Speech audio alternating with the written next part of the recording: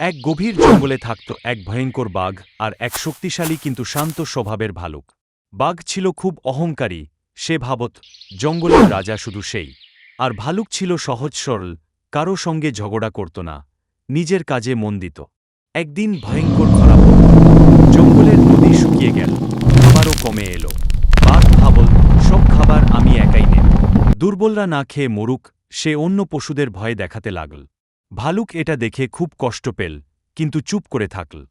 কয়েকদিন পর বাঘ খুব দুর্বল হয়ে পড়ল, শিকার পাচ্ছিল না। একদিন সে নদীর ধারে অজ্ঞান হয়ে পড়ে গেল। ঠিক তখনই সেখানে এল ভালুক। সে চাইলে বাঘকে ফেলে যেতে পারত, কিন্তু সে তা করল না। ভালুক বাঘকে ফল খাইয়ে দিল, পানি এনে দিল আর পাহারা দিল। বাঘ জ্ঞান ফিরে পেয়ে অবাক হয়ে গেল। সে লজ্জায় মাথা নিচু করে বলল, আমি এত খারাপ ব্যবহার করেছি, তবুও তুমি আমাকে বাঁচালে কেন?